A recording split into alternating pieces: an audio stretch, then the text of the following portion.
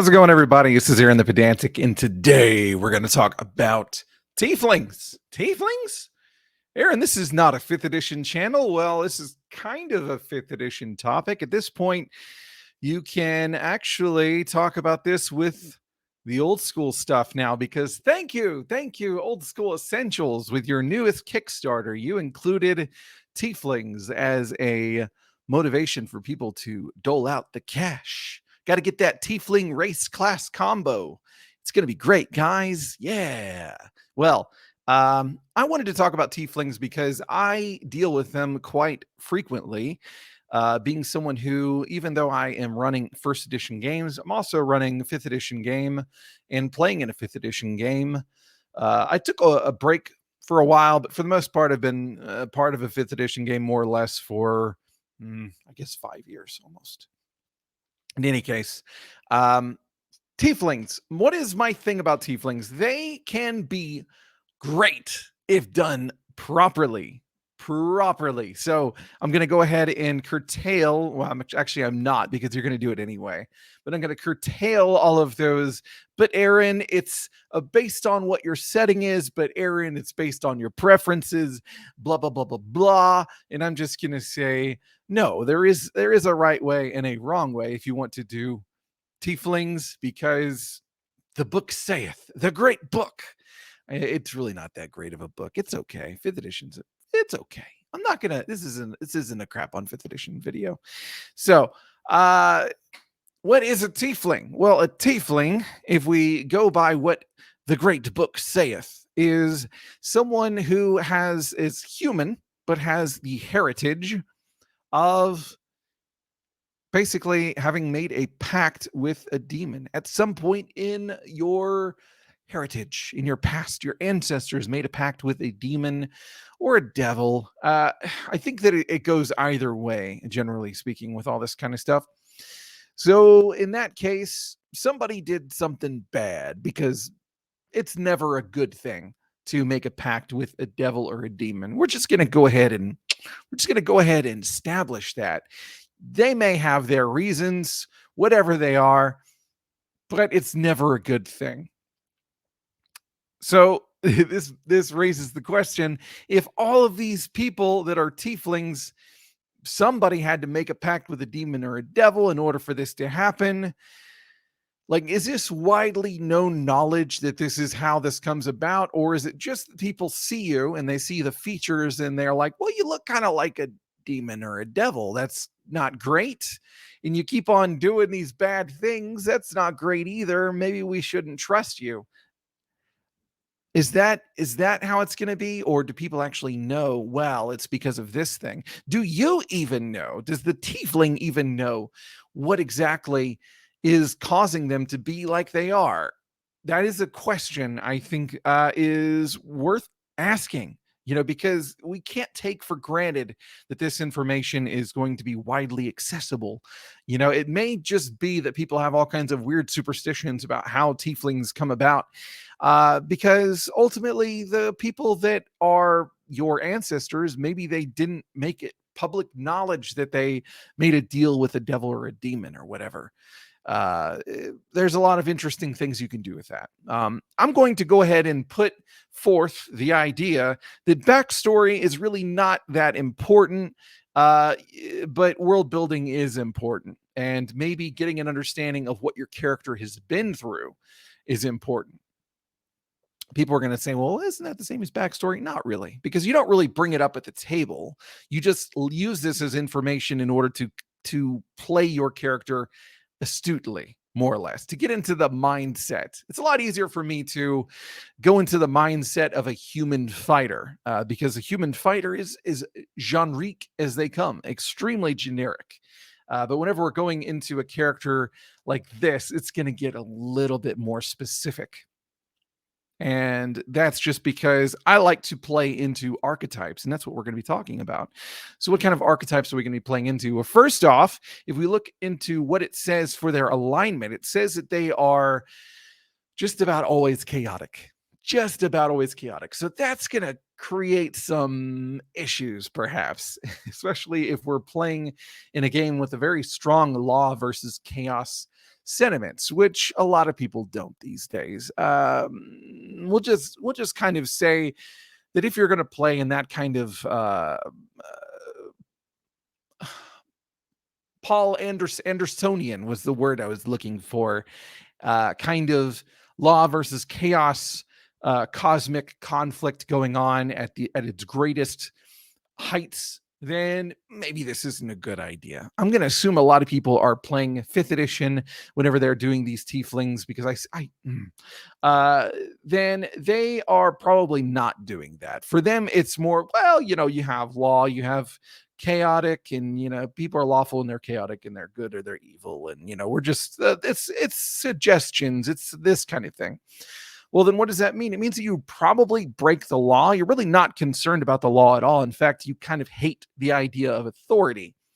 And then you have the possibility that you might be evil. It says that they're not inherently evil, but they don't automatically become evil, but many do. So that has a very interesting thing that people are going to assume. Can you play an evil character in a party of other people that are not evil? Yes, absolutely. Um, there is just as much as there is such a thing as lawful stupid, there is such a thing as stupid evil. Lawful stupid being the paladin that is such an insufferable lawful. I just refrain from using the C word. That they become impossible to work with, more or less.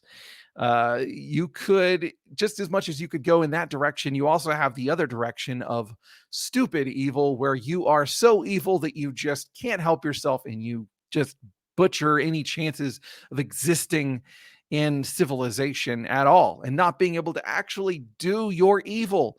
You got to wait to get to that point. You don't start there. You got to build it. You got to get there. You got to earn it.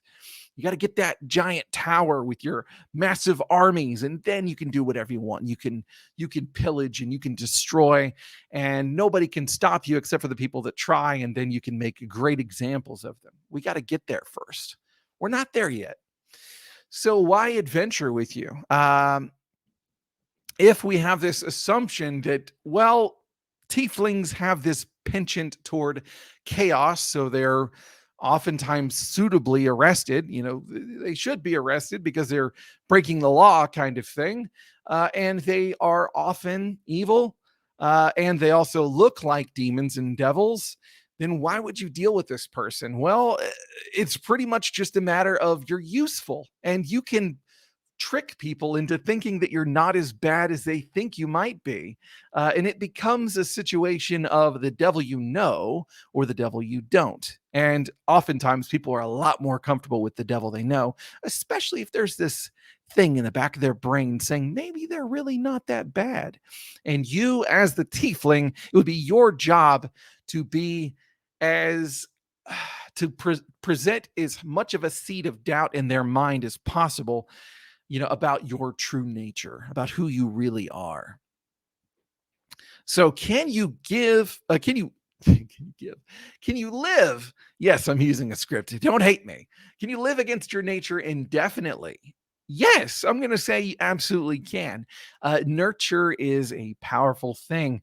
Well, I'm going to say that you can live against your nature for a long time, and in under great circumstances. I'm absolutely sure of it, because if the consequences for giving into your nature are dire enough, then your nature for self-preservation is going to supersede all of the other things.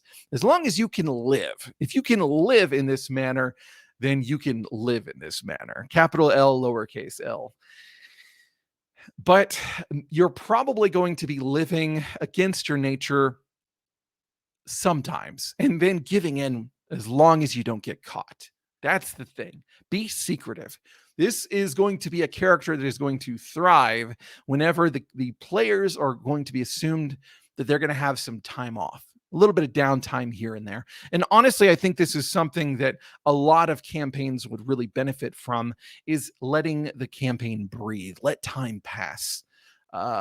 Because that way your evil or chaotic tiefling is going to be able to go off and do things, and maybe they get caught, maybe they don't. But there's at least going to be some plausible deniability, perhaps, that they were involved, and they're going to be able to be themselves and get things done the way that they prefer, and then they can play along nicely whenever they're with the group, except for whenever the group really needs them to be themselves. And then it can be a very interesting thing where your character really shines at something that is kind of alarming to the rest of the group, but at the same time, they know this person produces results. That's what I mean by being useful to them. So what would I do as far as your class goes? I would lean into the archetype. Clerics and paladins, they're going to be a little bit too difficult in order to make this shine. The reason I say that is that if you lean into your archetype too much as a cleric or a paladin, then you're going to be too obviously evil. I mean, if you think about it, you're going to be praying to demons or devils, very likely, or at least evil or chaotic entities. And this is probably going to be intolerable to the rest of the characters. Plus, if you are going to take that into, well, maybe I'm chaotic, but maybe it's because I'm doing the Fae thing. Well, now really you're more of a Fae thing than you are a Tiefling thing. And that's not really playing into the archetype as much as just, I don't know, just doing something else is kind of what it feels like. It detracts from the devilish, the diabolical undertones. We don't want to do that, in my personal opinion. Instead, we could opt to go into the lawless route, be berserkers, barbarian enforcers that are thugs, basically. You've got your crime lords. Well, they're going to need people to uphold their rule over certain areas, your mob bosses and whatnot. So being an enforcer for the mob is a kind of an interesting thing to do, especially if you're dealing with it works if you're dealing with a large city environment. This is one that works exceptionally well. And then you are going to be serving the interests of your boss, probably, while you're off doing these other things. These are auxiliary tasks. So this one would work very well for something that has a uh, a very strong um, uh, emphasis on downtime, or you could be a former enforcer. Maybe you broke free because you pissed them off too much and you're kind of laying low for the most part. People know of you by reputation. You're getting away from this for a while. That's something that you could do. So it's still in your nature to bust people's legs open, to crack skulls, to have careless disregard for pretty much anybody who gets in your way of whatever kind of gold you're trying to get toward. Thieves, obvious. Thieves, it just works. Just do it. Bards, okay. Tiefling bards, it's kind of a meme, isn't it? Everybody wants to be the Tiefling bard, and a lot of times it ends up being, I'm really random and crazy and just kind of fun and wee kind of thing. I wouldn't go that route. I would go the route of the swindler. You are constantly screwing people over, and they can't help but love you in regardless. They just can't help but like you anyway. And you're just a well-known conference, probably not well known. You are appreciated for your ability to con people, and that is what you're good at. And you could probably, if you're doing this in a very big urban environment, you could probably just, I don't know, I would say blend in. If there is a sizable enough population of tieflings, you could maybe just get away with this and people wouldn't be able to rat you out, but it just kind of depends on how unique looking you are, how rare you are, and all that kind of stuff. Or maybe it's just that you could always play it off as a misunderstanding or something like that. But I would really go the route of somebody who's a swindler, a great storyteller, performer, that kind of thing. But I would really play into the fact that they are con artists. Above all, they are deceiving people for their own personal benefit. I think that is the route that I would go into. Otherwise, you're really just kind of going off into some weird territories that really anybody can nah. Ranger. Okay, Ranger is great for one that maybe you are an outcast. So this would work well in any kind of campaign where you're not really near any large cities or anything like that, because maybe people are not very accepting of your kind. And honestly, if I were running a game, well, I am running a game, tieflings are not going to be very well accepted. They're going to be looked upon with a lot of distrust, but not so much that it's completely impossible for them to be an adventurer. Otherwise, why offer it as an option? But just enough that it's gonna be kind of rough for them. It's gonna be kind of rough for them. They're gonna need other people to vouch for them, and even then, the others might have to police, basically, police their own in this case. But the ranger is self-sufficient, and maybe they had their fill of trying to blend in with others, and there is some circumstance at which it became necessary for them to work around other people. There's some greater problem, and they need to be able to do their job. That's where I would bring in a ranger. I feel like a ranger would work. Is it going to really play into it? Maybe you could play into the fact that they just kind of gave up on trying to blend in with society, and there you go. I feel like that. I feel like that's kind of one of the ways to go into it. Wizards. Ah, you can do some really great things with wizards. And a lot of this is because there is a great book. Oh, I don't have it next to me. That is a shame, but it is Jack Vance's Tales of the Dying Earth. And the reason, I mean, there are no tieflings in Jack Vance. What are you talking about, Aaron? I mean, no, not exactly. There are some definite demonic things going on with certain people. You've got some that are cursed to have the face of demons, and you know, it's a whole thing. But really, what I'm going after is just the way that the magic users, the magicians in Vance behave, which is not at all refined in most cases. In most cases, they are constantly working against each other, trying to undercut one another, trying to get secrets from each other, magical secrets, and employing deception a lot, very frequently, and being downright ruthless in a lot of ways. I'm going to do a whole video. Actually, I'm probably going to do several videos about Tales of the Dying Earth. I'm still working on the ones for Paul Anderson's Three Hearts, Three Lions, because I really want to do it right. But basically, pick a magician, honestly, in Tales of the Dying Earth, and you're going to find fantastic inspiration for how to play into a tiefling wizard. And the reason for that is because, like I said, they are really not all concerned with law. Law is kind of they're the law more than anything else. They are the authority figures because they are the ones who know how to use magic. Obviously, the stronger that they become, the more proficient with their magical gifts they become, the more that this becomes the case, and the more of a tyrant they can become. And it can get just beautiful. I'm thinking of Iakanu, the laughing magician. You can look that up. It's in the tale about it's Kugel the clever. The very beginning of that story. It's but anyway, more or less, they are devious, they are cunning, they are ruthless, and they are wizards. So I would very strongly suggest looking into that. I think that really covers what I'm going after, more or less. I didn't talk about warlocks.